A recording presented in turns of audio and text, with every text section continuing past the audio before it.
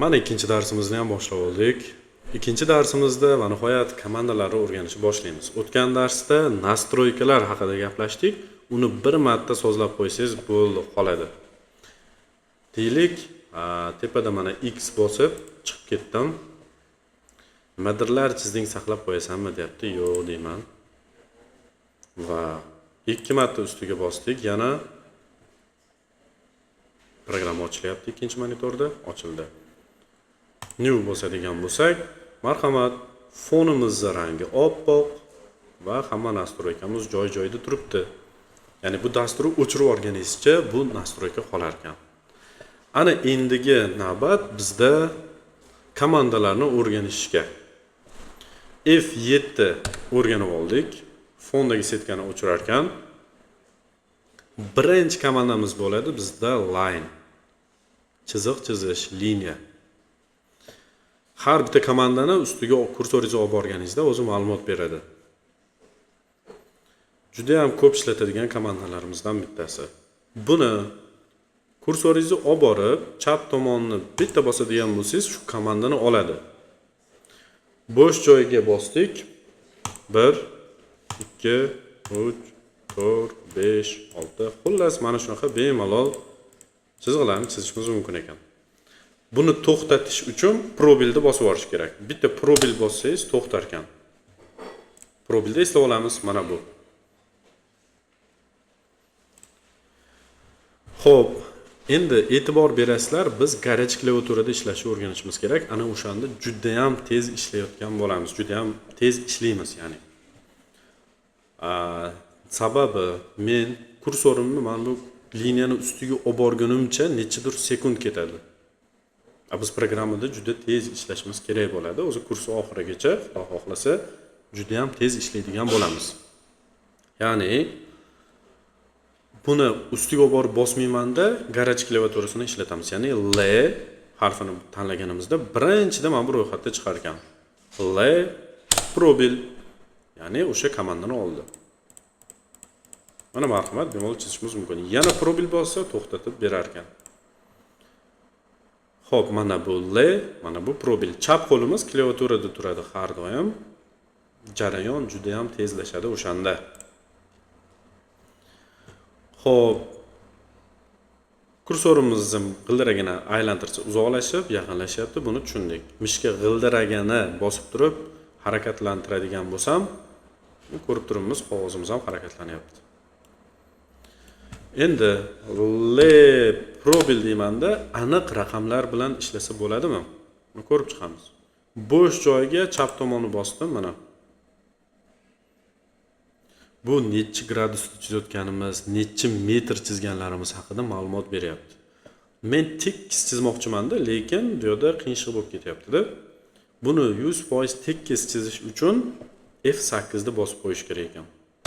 Ana. F8 bir marta ko'rsatib o'taman buni ham. Mana bu F8. Notebooklarda o'sha gap. Agar ishlamay qolsa, buni ham Fn ni bosib turib F8 bossangiz o'xshaydi. Ana endi ko'rayotgan bo'lsak, bu 90 gradusda harakatlanadi. Mana kursorim qaysi tomonga ko'proq yursa, o'sha tomonga qarab tekis harakatlanar ekan. Endi ko'k rangda raqamlar o'zgaryapti. Bu degani siz xohlagan masofangizni kirgizsangiz bo'ladi degani. Misol uchun 2 metr chiziq chizmoqchiman-da, 2000 yozamiz. E'tibor berasizlar, proyekt chizayotganda har doim millimetrda ishlanadi. Ya'ni 2 metr yozmoqchi bo'lsak, 2000 yozamiz. 1 metr bo'lsa 1000 yozasiz. 2000 enter bossangiz bo'ldi mana. 2 metr chiziq tashab berdi. Enter mana bu. Endi pastga qarab 3 metr. Yo'nalishda shunchaki ko'rsatib qo'yish kerak ekan. Kursor qaysi tomonga yo'naltirib qo'ysangiz, o'sha tomonga qarab yuradi. Menga pastga qarab ana 3500, ya'ni 3,5 metr chiziq chizib bersin. Enter. Chapga qarab 2500. Va bu yerda agar xohlasangiz olib kelib turib ustiga bosishingiz mumkin. Yoki da mana bu yerda close garaj klaviaturadan foydalansang bo'ladi deyapti. Boshida ko'k rangda turibdi-ku, ana shu garaj klaviatura bo'ladi. Ya'ni C ingliz tilida C probil bossangiz yopib berar ekan. Tushuntira oldimmi? Yana bitta mashq ko'ramiz. L probil bo'sh joyiga bosdim, o'ngga qarab 3 metr, enter, tepaga qarab 4 metr, enter, chapga qarab 3 metr, enter. C probil qilib yopib qo'ysa bo'ladi shu yerda, yokida yana bitta varianti olib kelib, mana magnitni ko'ryapsizlarmi? To'rt burchak chiqar ekan. Burchagini topsangiz. Olib kelib chap tomonni bitta bosasizda probil bossangiz tugatib berar ekan. Yoki close qo'yayotganimdek. Mana endi biz formalarni o'sha chizishni o'rgandik. Qaysidir chizig'imizni razmerini bilmoqchi bo'lsak, ustiga bir marta bosamizda nuqtaga olib boradigan bo'lsangiz, o'zi ma'lumot beradi. Bu chiziq 4 metr 90 gradusda turibdi deb ma'lumot berayotgan ekanman. Tushuntira oldimmi? Demak, xohlagancha liniyalaringizni belgilashingiz mumkin. Belgilash nima uchun kerak? Yo bu yoqqa surmoqchi bo'lsak yoki o'chirib tashlamoqchi bo'lsak, belgilab keyin o'chiramiz. Belgilangan narsalarni qo'yib yubor deyish uchun escape bosish kerak ekan. Mana bu va mana bu tepada, eng tepa burchakda turadi. Escape. Escape. Ya'ni hamma komandalarni erkin holatda qo'yib yuborar ekan. Escape. Xo'p, liniya. Bu уже bizga tushunarli bo'ldi. Garaj klaviaturasi L probil chizib ketar ekanmiz. Endi nafaqat bu tekis, aynan qanaqadir gradusda ham chizsa bo'lar ekan. F8 bossak erkin harakatlandi, to'g'rimi? Mana. Misol uchun menga 5 metrli liniya 30 gradusga kerak. Ya'ni tab bosamiz. Ko'ryapsizlarmi? Tab bosganingizda bu gradus aktivlashadi. Ya'ni ko'k rangda turibdi-ku. Ana 5 metr yozganimiz уже qulflandi. Tab bosgandan keyin. Menga 30 gradusda kerak. 30 enter. Probe. Ana endi mana bu liniyani burchagiga olib borsangiz ma'lumot beradi. Yoki bu yoqqa olib kelsak, bu 30 gradusda uzunligi 5 metrli chiziq deyapti. Tab degani mana bu.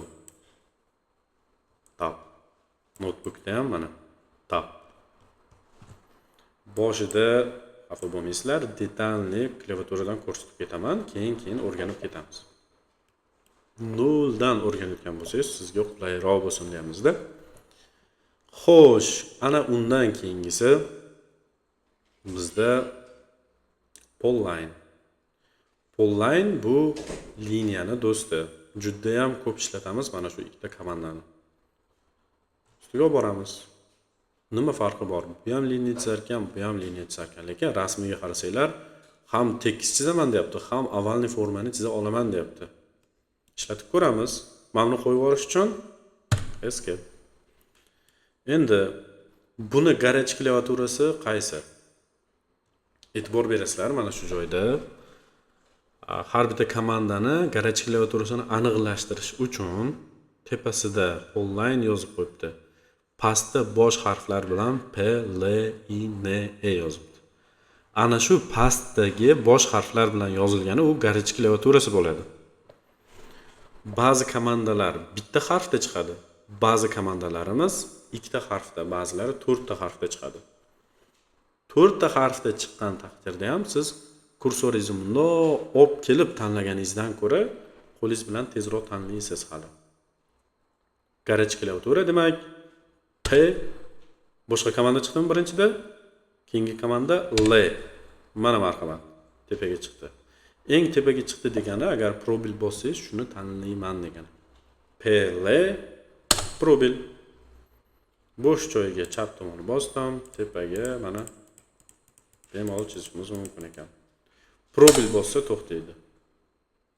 Xo'p, buni ikkalasini nima farqi bor liniya bilan polline? L probil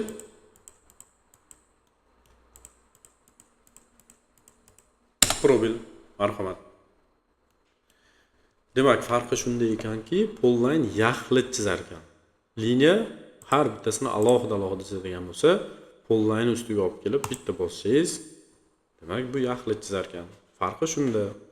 Joyi vaziyati kelganda liniya ishlatishimiz mumkin yoki polline ishlatishimiz mumkin. Yana bitta farqi, liniyada chiziqda markazida to'rtburchak nuqta chiqadi. Polline'da to'rtburchak uzunchoqroq nuqta chiqadi. Buni qo'shimcha funksiyalari bor Polline'da. Bularni keyingi darsimizda ko'rib o'tamiz. Bitta stop.